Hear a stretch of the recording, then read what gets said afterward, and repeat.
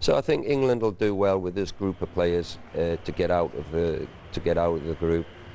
But you never know, because at this moment of time, Roy Hodgson has given quite a lot of the young players a chance to prove themselves. And so what they've got to do is take the mantle, and now that they're in Brazil, if they get the opportunity, can they make themselves a world-class player? And that's the only place where you can prove that, in a World Cup finals, playing against the best teams in the world. And can you prove that you're a top-class player?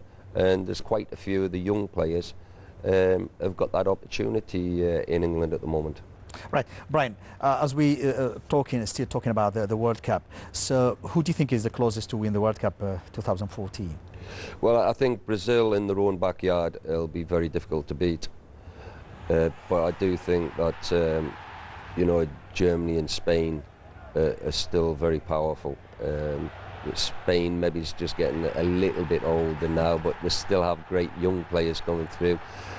So if I had to go anywhere at the moment, I just think the Germans look really powerful at this moment of time. As far as the draw is concerned, there was a bit funny draw in Brazil regarding the FIFA regulations using the ranking of the teams in the draw. Are you happy with that? Well, it doesn't really matter if you're happy or not. It's the way it is. It's the way the draw came out. You know, I would say, I mean, everybody in England are saying, you know, well, it's a real tough draw. But the Italians and Uruguayans, they'll probably be looking saying, we didn't really want England in our group, because they know that England on the day can perform really well and a difficult team to beat.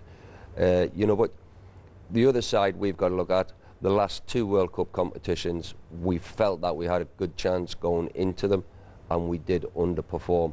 And so hopefully the players, not so much expectations on them this time round, so hopefully they can go there, relax, play the football how they can, and maybe come away with some great results. Bryan, you have won major trophies with Man United, but you haven't won anything with England. Do you feel the regret of not winning anything with England?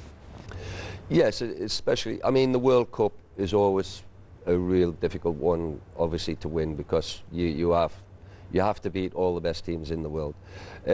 European Championships, I think England really have got to look at themselves and go, look at why are we not doing that little bit better in the European Championships, because as a nation we should be doing that little bit better in that competition than what we actually do.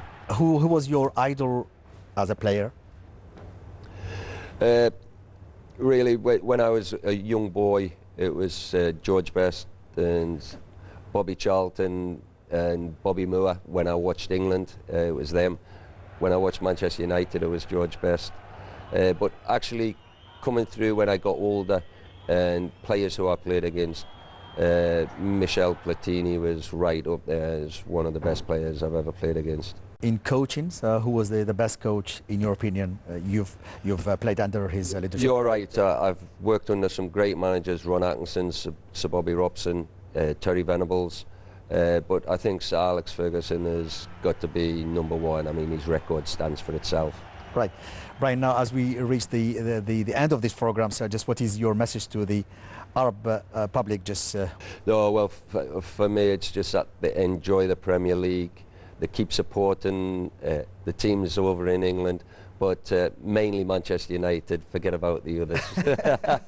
So, Bryan, it was great just to have you on our program, and we wish you all the best. Yeah, it's been a pleasure. Thanks for the invite. Thank you. Thank you. Thank you so much. Thank you.